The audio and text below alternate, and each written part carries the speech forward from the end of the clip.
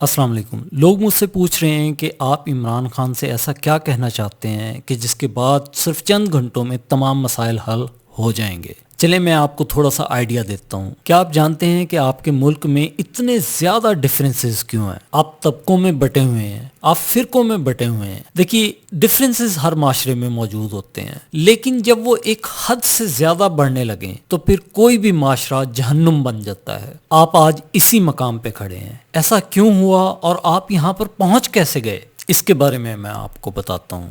دیکھیے، حکمران ایک گڈریے کی طرح ہوتا ہے۔ گڈریا وہ شخص جو بھیڑیں چراتا ہے۔ ایک گڈریے کے ریوڑ میں ہر بھیڑ آزاد ہوتی ہے، کسی بھیڑ کے گلے میں آپ رسی نہیں دیکھیں گے، لیکن اس کے باوجود بھی وہ اپنے پورے ریوڑ کو ایک سینس آف ڈائریکشن دیتا ہے۔ بھیڑوں کے اس ریوڑ کو وہ گائیڈ کرتا ہے کہ آخر انہوں نے جانا کہاں ہے۔ اگر وہ یہ سینس آف ڈائریکشن نہ دے تو آپ جانتے ہیں کہ ہر بھیڑ کا اپنا ہی ایک رخ ہوگا۔ کوئی بھیڑ پیچھے کی طرف جا رہی ہوگی، کوئی سڑک کے درمیان میں کھڑی ہوگی، کوئی کھیتوں میں جا رہی ہوگی، یعنی جس کا جدھر رخ ہوگا یا منہ ہوگا وہ اس طرف چل پڑے گی، اور یوں ایک بکھرا ہوا غیر منظم ریوڑ وجود میں آتا ہے۔ بالکل ایگزیکٹلی اسی طرح ایک حکمران کے معاشرے میں تمام انسان آزاد ہوتے ہیں، کسی کے گلے میں رسی نہیں ہوتی، لیکن اس کے باوجود بھی حکمران اپنی قوم کو ایک سینس آف ڈائریکشن دیتا ہے۔ اب پھر اسی گڈریے کی مثال پر واپس آ جائیں۔ اگر وہ گڈریا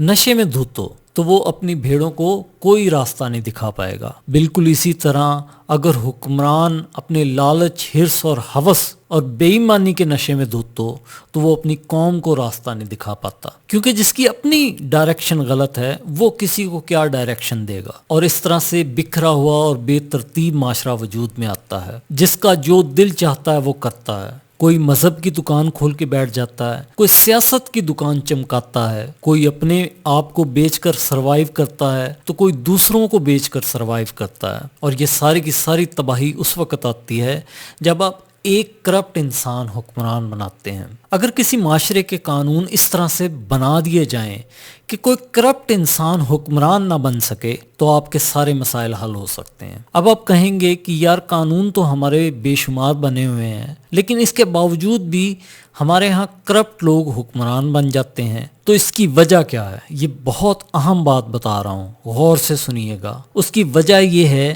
کہ آپ نے قانون تو بنا لیے ہیں لیکن وہ ایکٹیو نہیں ہے۔ آپ نے ایک ادارے کے لیے جو تمام لوازمات ہوتے ہیں وہ تمام پورے کر دیے، مطلب کروڑوں روپے کا بجٹ ان کے لیے رکھ دیا، اچھے دماغ ہائر کر لیے، ہر طرح کی سہولت اور قانون دے دیا، لیکن اس کے باوجود بھی وہ آؤٹ پٹ نہیں دے رہے۔ اس کا مطلب ہے کہ وہ ادارے ایکٹیو نہیں ہیں۔ بہت غور سے سننی ہے یہ بات جو اب میں کہنے والا ہوں۔ اس کائنات میں ہر چیز کو ایکٹیو کرنے کے لیے ایک ٹریگر چاہیے ہوتا ہے۔ اب آپ پوچھیں گے یہ ٹریگر کیا بلا ہے؟ دیکھیے، آپ 5 لاکھ کی گاڑی لے لیں یا 5 کروڑ کی گاڑی لے لیں، جب تک آپ اس میں چابی نہیں گھماتے تب تک وہ سٹارٹ نہیں ہو سکتی۔ یہ ہے اس کا ٹریگر۔ دودھ کو ساری رات بیٹھ کر کاٹتے رہیں، لیکن جب تک اسے جاگ نہیں لگائیں گے وہ دہی نہیں بنے گی۔ یہ ہے اس کا ٹریگر۔ ماں کی کوکھ میں تب تک زندگی جنم نہیں لے گی جب تک جرثومہ اس کی کوکھ میں نہیں جائے گا۔ وہ جرثومہ ٹریگر ہے۔ خدا انسان کو بنانے کے بعد جس وقت روح پھونکتا ہے تو انسان میں زندگی دوڑتی ہے، یہ ہے ٹریگر۔ خدا جس وقت تک کن